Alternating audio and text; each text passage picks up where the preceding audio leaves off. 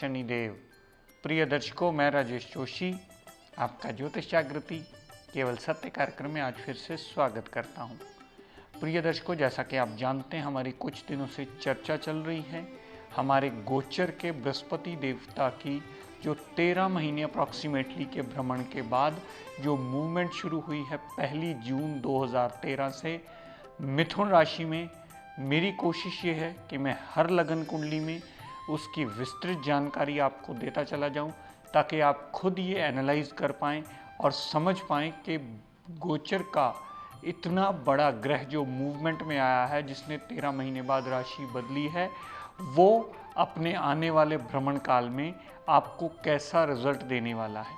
पर प्रिय दर्शकों, उससे पहले आपको ये समझना अति अनिवार्य है कि आपकी कुंडली में बृहस्पति ग्रह का स्टेटस क्या है, वो किस घर में बैठा है, वो आपको अपनी दशा अंतरदशा में कैसा फल देने के काबिल है, वो ग्रह अपनी दशा अंतरदशा में कितने प्रतिशत अच्छा या कितने प्रतिशत बुरा फल देने में सक्षम है। इसके बाद आप इस बात का निर्णय कीजिएगा कि ये भ्रमण आपको कितना शुभ या कितना अशुभ फलकारी होने वाला है। एक बात की गलतफहमी सदा के लिए दिमाग से प्रिय दर्शकों निकाल दीजिए। गोचर का इतना बड़ा भ्रमण काल जो बृहस्पति देवता का चलेगा, वो सबके लिए बराबर नहीं होने वाला।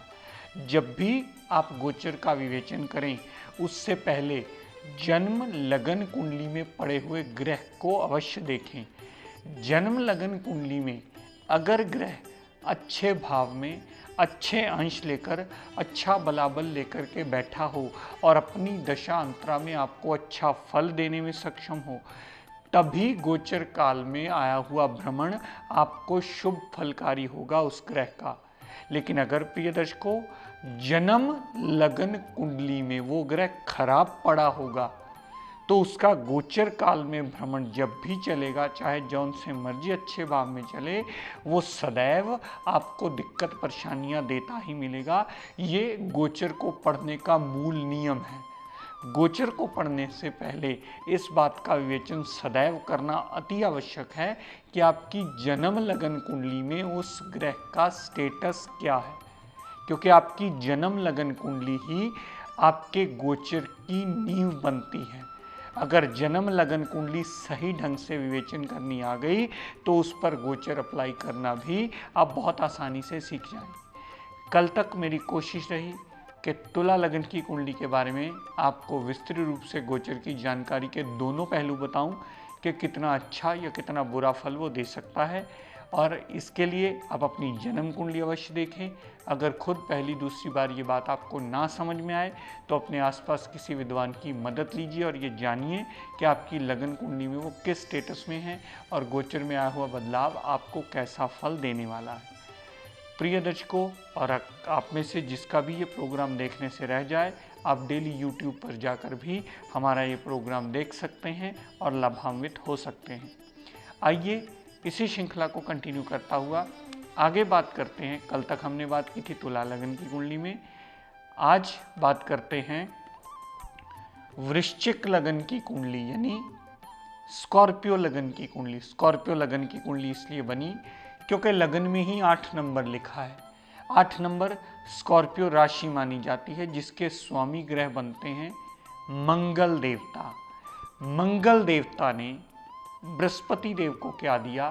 मंगल देवता ने बृहस्पति देव को दूसरे भाव का स्वामी बनाया। दूसरा भाव हमारे धन का, दूसरा भाव कुटुंब का, वाणी का, हमारे कंठ का भी माना जाता है दूसरा भाव।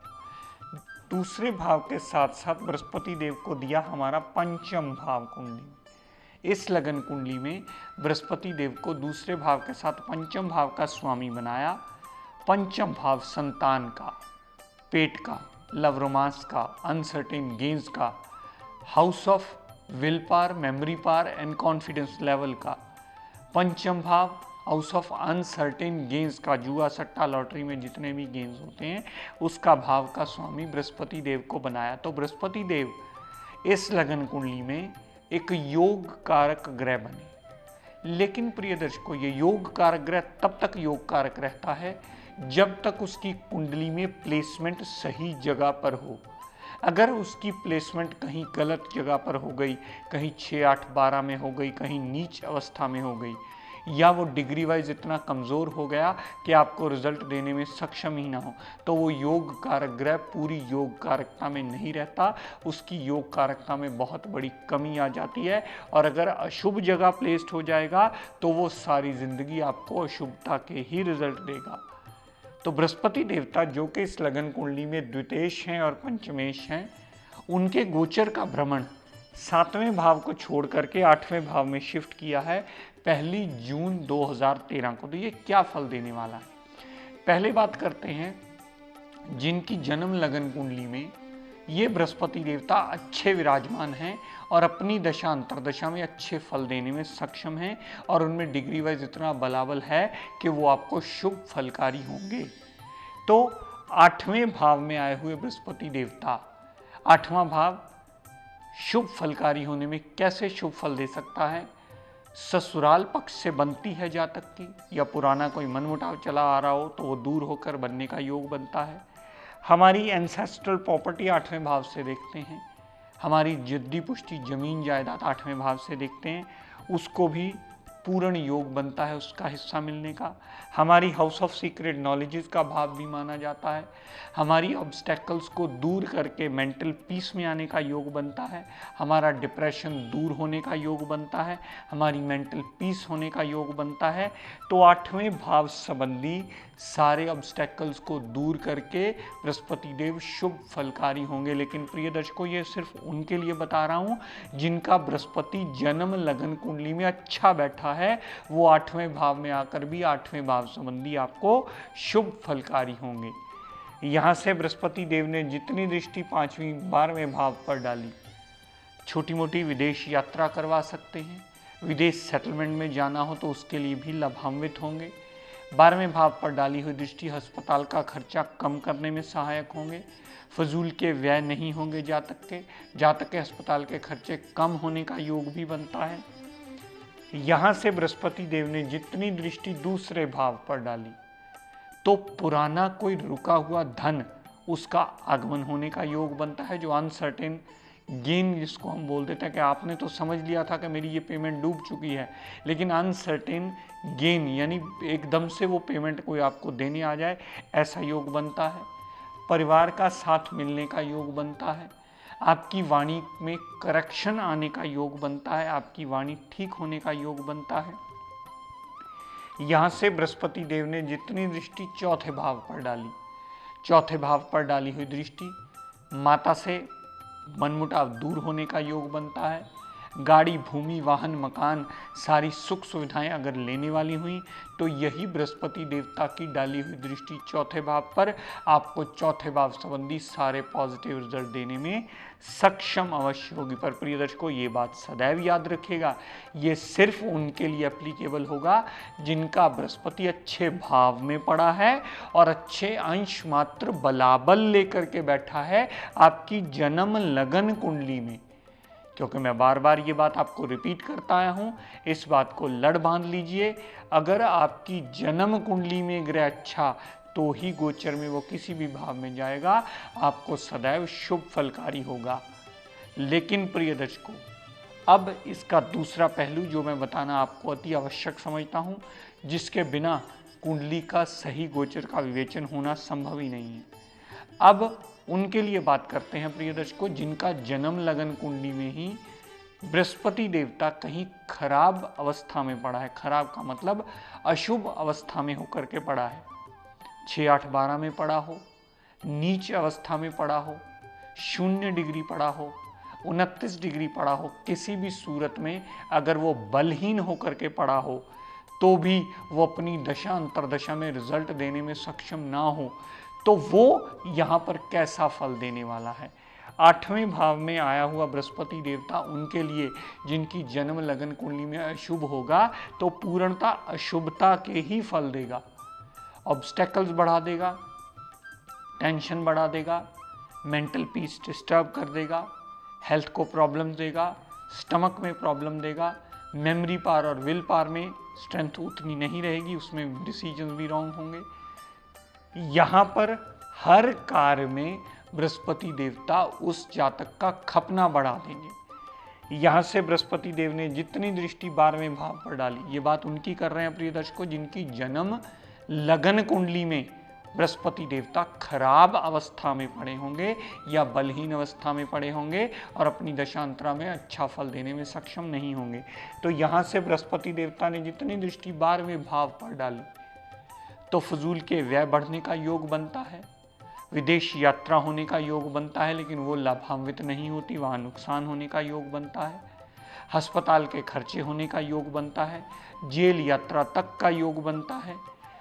यहाँ से बृहस्पति देव ने जितनी दृष्टि दूसरे भाव पर डाली हुई दृष्टि धन का नुकसान होने का योग बनता है, परिवार से दूर जाने का योग बनता है, वाणी में भी अननेसेसरी उग्रता आने का योग बनता है। ऐसा जातक बोलना कुछ और चाहता है, बोल कुछ और देता है और बाद में रियलाइज़ करता है कि ये बहुत गलत बोला गया, लेकिन तब तक तीर कमान से निकल चुका होता है और उसके बस में कुछ नहीं रहता। उसके लिए दिक्कत परेशानियाँ और ज़्यादा बढ़ जाती हैं, क्योंकि जब आप कोई बात कहते हो और सामने सुनने वाला उसे पसंद ना करे तो आपकी मुश्किलों में इजाफा हो जाता है और वहाँ आपकी मुश्किलें स्वयं आपकी बोली हुई वाणी के कारण बढ़ जाती हैं। यहाँ से बृहस्पति देव ने जितनी दृष्टि चौथे भाव पर डाली हुई दृष्टि माता से मनमुटाव होने का योग बनता है, माता को रिलेशंस में हेल्थ में प्रॉब्लम आने का योग बनता है, संतान को प्रॉब्लम आने का योग बनता है, संतान से प्रॉब्लम आने का योग बनता है, पेट में प्रॉब्लम आने का योग बनता है, लव रोमांस में नाकामयाबी का योग बनता है। माता गाड़ी, भूमि, वाहन, मकान और सुख सुविधाओं में अगर कोई चीज़ लेने वाली हुई उसमें भी सदैव दिक्कत परेशानी आने का योग बनता है। अगर इस पीरियड में आप गाड़ी, भूमि, वाहन लेने की चेष्टा करेंगे तो वो भी आपको डिले होने का योग अवश्य बना देती है। क्यों? क्योंकि बृहस्पति देवता आपकी जन्म लगन कुंडली में खराब पड़े हैं और यहाँ से जितनी दृष्टि चौथे भाव पर डालेंगे तो चौथे भाव संबंधी भी सारे अशुभता के रिजल्ट ही आपको देते मिलेंगे।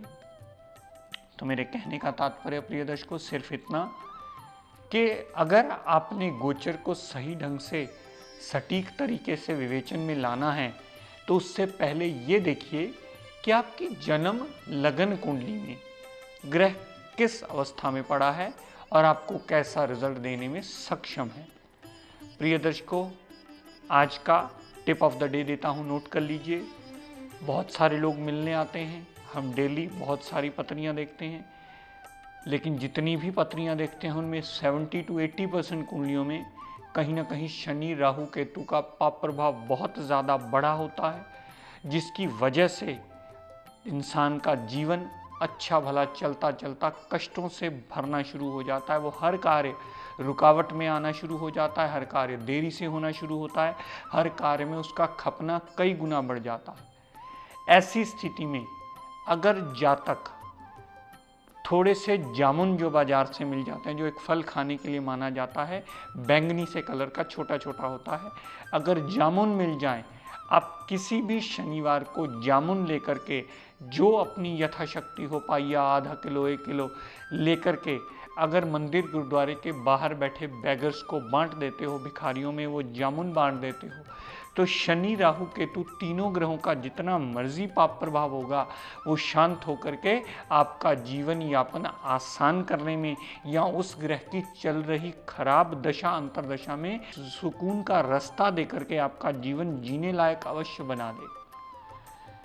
तो प्रिय दर्शकों, आज अपनी वाणी को यहीं विराम देता हुआ हम सब के लिए मंगल कामना करता हुआ शनिदेव से ये प्रार्थना करता हूँ कि हे शनिदेव हम सब पर अपनी कृपा दृष्टि, दया दृष्टि सदैव बनाए रखें। जय शनिदेव।